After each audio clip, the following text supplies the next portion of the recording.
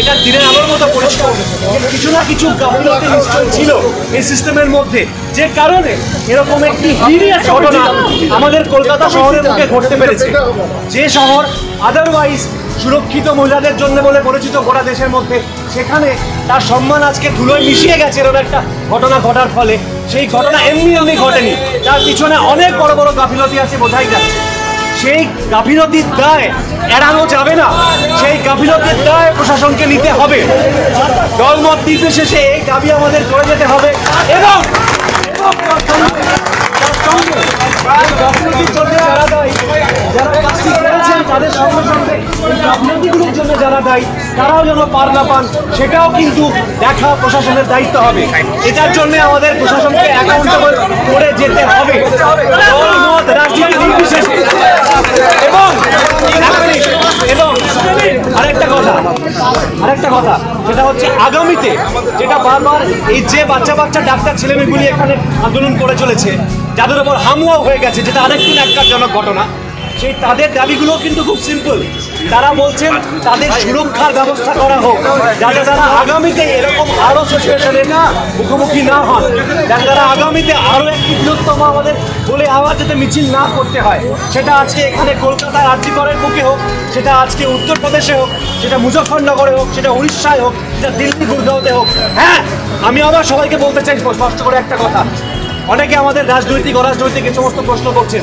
আমাদের এই মিছিল অরাজনৈতিক নয়, আমাদের এই মিছিল ধর্ষণের রাজনীতির বিরুদ্ধে। সব থেকে বড় রাজনীতি হচ্ছে ওই রাজনীতি। 14ই আগস্ট যে ওভারওয়েলমিং একটা রেসপন্স, সমস্ত বাড়ির লোকেরা, সমস্ত বাড়ির মহিলারা তো সেটাই বলেছেন যে ওরকম নির্দিষ্ট কোনো সময়সীমা হয় না। এটা নারী সুরক্ষা তো বটেই, আমরা সেই জন্যই বলছি যে একটা দৃষ্টান্তমূলক শাস্তি বা দ্রুত ন্যায় বিচার হলে সকলের কাছে সেই বার্তাটা পৌঁছবে।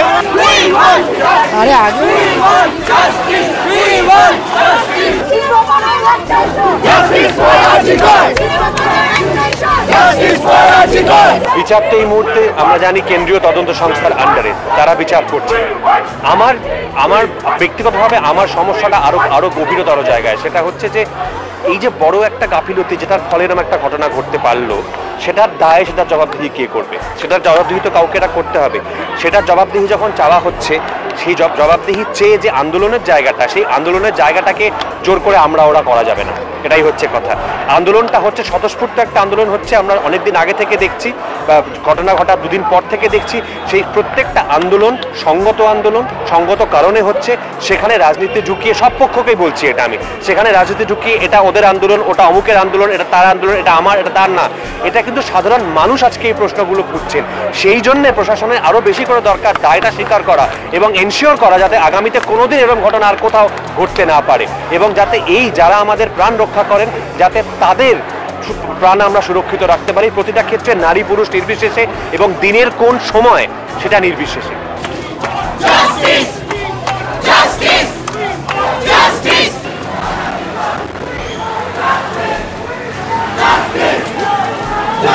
ইমিডিয়েট জাস্টিস এবং সুরক্ষার ব্যবস্থা করতে হবে হাসপাতালগুলোতে বা যেখানে রাত্রিবেলা ডিউটি দিতে হয়, ছেলে হোক মেয়ে হোক নির্বিশেষে।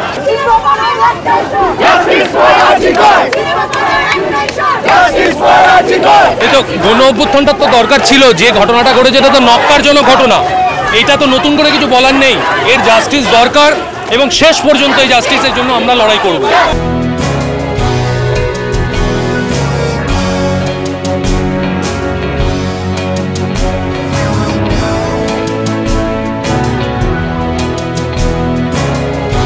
Better not be delayed, justice যেন খুব তাড়াতাড়ি সার্ভ হয়, এইটুকু নিয়ে চাহিদা। একদম যেটা করণীয় সেটাই করা হচ্ছে, সেটার জন্যই রাস্তায় নামা একসাথে। আমাদের একটাই লক্ষ্য, দ্যাট ইজ জাস্টিস। বেশি কথা নয়, একটাই word, that is justice. That is what we are looking for. We want justice.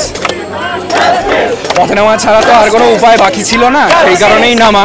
এবারে দেখা যাক তাতে প্রশাসনের বা সরকারের চোখ খোলে কিনা, এবং মুখ খুলে যদি কিছু আসামির নাম এবং চেহারা আমাদেরকে দেখাতে পারেন খুব ভালো হয়।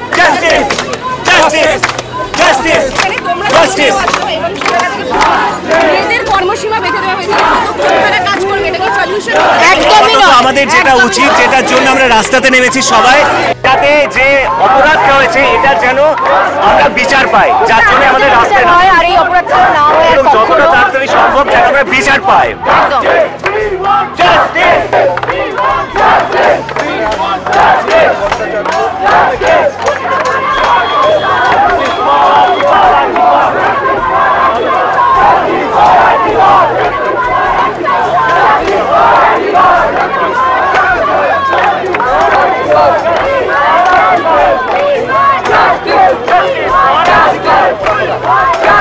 যে ধর্ষক এই মেয়েদের থেকে ধর্ষণ করার কথা ভাববে তাকে কঠোর থেকে কঠোরতম একেবারে ক্যাপিটাল পানিশমেন্ট চাই আর কি। এবং যে বা যারা এর পেছনে আছে তাদের একটা পরিষ্কার মুখ আমরা দেখতে চাই। এই হাইড খেলা আমাদের ভালো লাগছে না।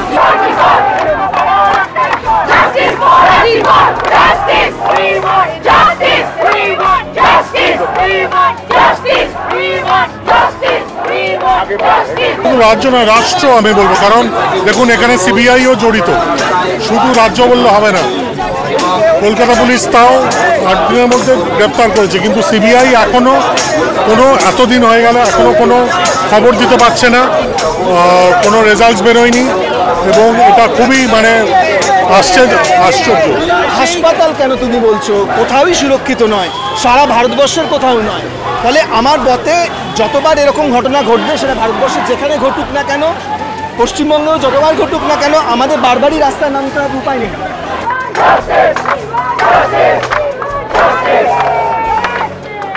নিশ্চয়ই সব মাধ্যমে তো দেখছি তো, সারা পৃথিবী নেমেছে, আমস্টারডাম নেমেছে, টরেন্টো নেমেছে, বম্বে নেমেছে। তো সুতরাং আমরাই বা কেন? সেই বাংলা ইন্ডাস্ট্রি আজকে নেমেছে, সব নির্বিশেষে। বড় কথা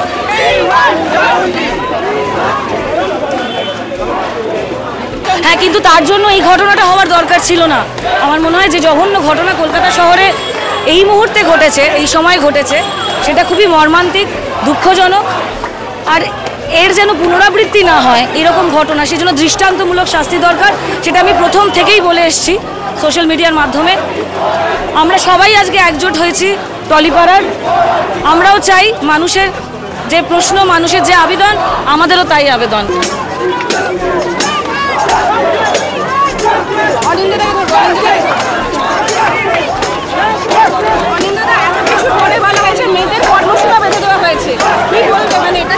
সরকারের দায়বদ্ধতা ছিল এই প্রোটেকশনটা, এই জিনিসগুলো তো আমাদের উইমেন সেফটি তো বরাবরই একটা সমস্যা, সেটা কিন্তু আগেই এনশিওর করা ছিল। এত দেরি হলো কেন?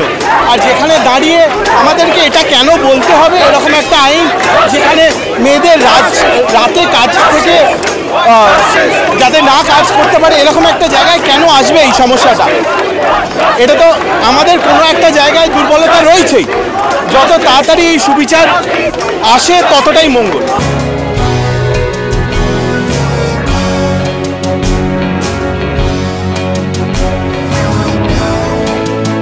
এটা তো সেই আমরা পুরোনো দিনের জায়গায় চলে যাচ্ছি, যখন মেয়েদের বাড়ি থেকে একটা সময় পর বার করতে দেওয়া হতো না। আমাদেরও তো কাজের কোনো সময়সীমা নেই রাতে। আমাদের যদি এখন নাইট শুটিং বন্ধ করে দেওয়া হয় তাহলে আমরা কোথায় যাব?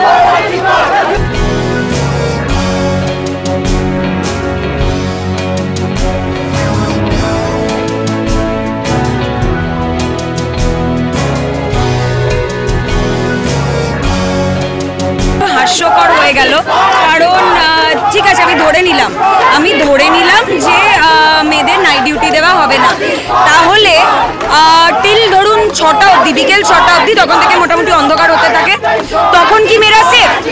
এই গ্যারেন্টিটা দিন যে একদম ভোরের আলো ফোটা থেকে সন্ধেবেলা অবধি, তখন কি মেয়েরা সেফ? Justice for RG Kar.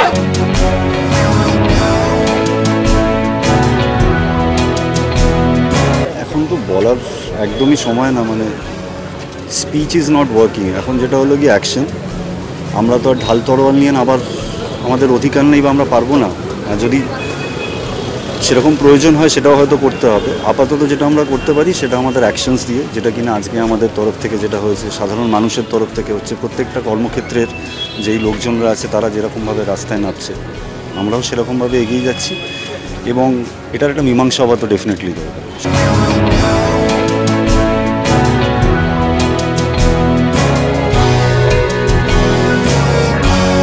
কালকেও আমরা ছিলাম একটা অন্য থিয়েটারের লোকেদের ডাকা একটা জমায়েত থেকে। প্রত্যেকবারই এটা তো চালু রাখতে হবে যতদিন না পর্যন্ত আমরা এটার বিচার পাই।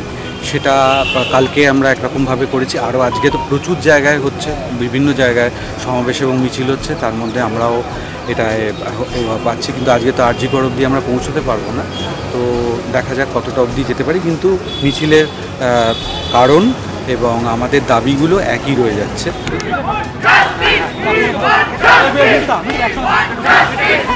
একেবারেই সাধারণ মানুষ হয়ে, সাধারণ এই রাজ্যের একজন মানুষ হয়ে আমরা একটা দোষের বিচার চাইছি। সারা পৃথিবী জুড়ে মানুষ যেটা চাইছে আমরা সেটা চাইছি।